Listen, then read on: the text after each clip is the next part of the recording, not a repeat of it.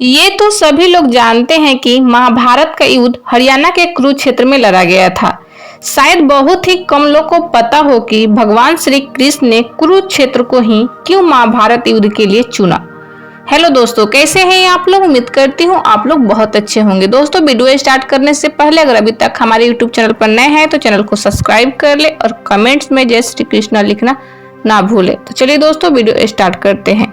कुरुक्षेत्र हरियाणा के कुरुक्षेत्र जिले का नाम आते ही हर किसी के जहन में महाभारत के युद्ध की याद आती है, क्योंकि इसी पावन धरती पर महाभारत का युद्ध लड़ा गया था। महाभारत के युद्ध के दौरान श्री कृष्ण भगवान ने अर्जुन को गीता का उपदेश दिया था। क्या आप जानते हैं कि विश्व का सबसे बड़ा महाभारत का युद्ध कुरुक्षेत्र की धारा पर ही क्यों लड़ा गया? अगर आप नहीं जानते हैं तो चलिए आज हम बताते हैं कि वो कौन सा किस्सा और कहानी है जिसके चलते श्री कृष्ण भगवान ने कुरुक्षेत्र भूमि को महाभारत की लड़ाई लड़ने के लिए चुना था। कुरुक्षेत्र ब्रह्म सरोवर तीर्थ। कुरुक्षेत्र ब्रह्म सरोवर तीर्थ पुरोहित एवं तीर्थ के पूर्व प्रधान राम प्रकाश ने इटवी भारत से बात करते हुए कहा कि इस बात को बहुत ही कम लोग जानते होंगे कि महाभारत का युद्ध कुरुक्षेत्र में क्यों लड़ा गया।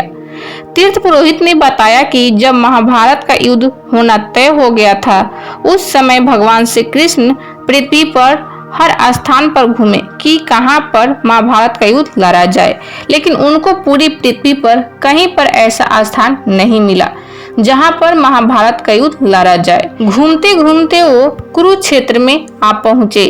कुरुक्षेत्र में भगवान कृष्ण ने देखा कि भारी बरसात हो रही है और उस बरसात का पानी एक नाले में से होकर दूसरे गांव में जा रहा था।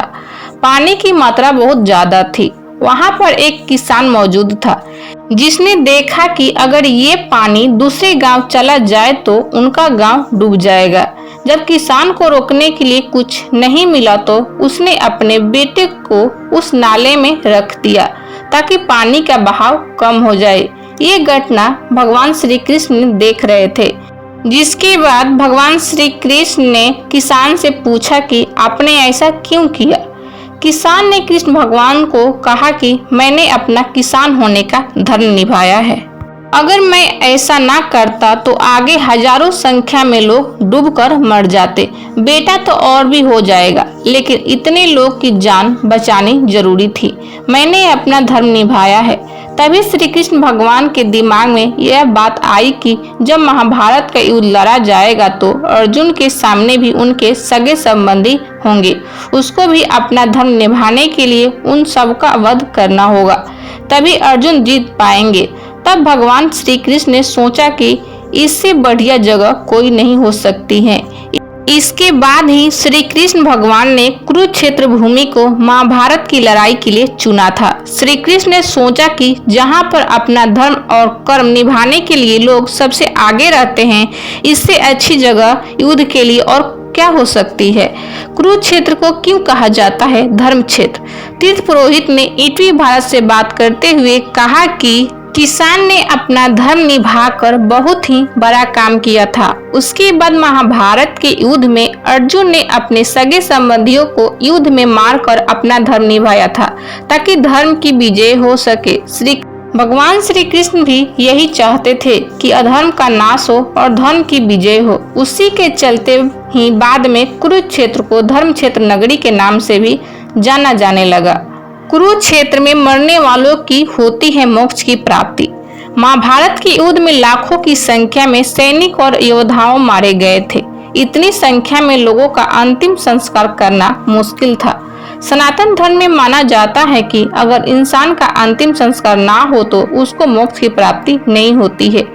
श्री कृष्ण भगवान इस मामले को गंभीरता से देखते हुए जहां जहां महाभारत का युद्ध लड़ा गया था उस भूमि को मोक्ष भूमि का वरदान दिया, जिसके चलते कुरुक्षेत्र को मोक्ष की भूमि कहा जाता है। 48 कोस भूमि पर लड़ा गया था महाभारत का युद्ध। तीर्थ पुरोहित ने बताया कि महाभारत का युद्ध 48 कोस की भूमि पर लड़ा गया था, जिसमें कुरुक्षेत्र, कैथल, करनाल, जिंद और पानीपत के 5 जिले शामिल हैं। कुरुक्षेत्र के उत्तरी साइड में सरस्वती नदी बहती है, जिसके चलते यह युद्ध सरस्वती नदी से कुरुक्षेत्र और करनाल की तरफ से लड़ा गया था। जहां जहां पर ये युद्ध लड़ा गया था उसको 48 कोस की भूमि में शामिल किया गया। श्री कृष्ण ने 48 कोस की भूमि को मोक्ष की भूमि कहा। यहाँ पर अगर इंसान किसी भी प्रकार से मर जाता है तो उसको सीधे ही मोक्ष की प्राप्ति हो जाती है, जिसके चलते 48 कोस भूमि का महत्व और भी बढ़ जाता है। 48 कोस भूमि में 300 के करीब तीर्थ स्थल बनाए गए हैं, जिनकी अपने आप में एक अलग ही महत्व है। 5 जिलों की 48 कोस भूमि यक्ष करते हैं पहरेदारी। महाभारत का युद्ध कुरुक्षेत्र की संख्या 48 कोस की भूमि पर लड़ा गया था। इसमें 4 कोने निर्धारित किए गए, जिसमें यक्ष आज भी कुरुक्षेत्र की 48 कोस भूमि की सुरक्षा कर रहे हैं और पहरेदारी का काम करते हैं, जो द्वारपाल के रूप में मौजूद हैं। यह 5 जिलों की सीमा में मौजूद हैं। चारों यक्ष में एक कुरुक्षेत्र की पिपली, दूसरा जिंद में पोखरी खेरी नामक स्थान पर, तीसरा पानीपत के शेख नामक गांव में, चौथा कुरुक्षेत्र के अभिमन्युपुर गांव में स्थित है। ज्योतिषर में दिया था भगवान श्री कृष्ण ने गीता का उपदेश।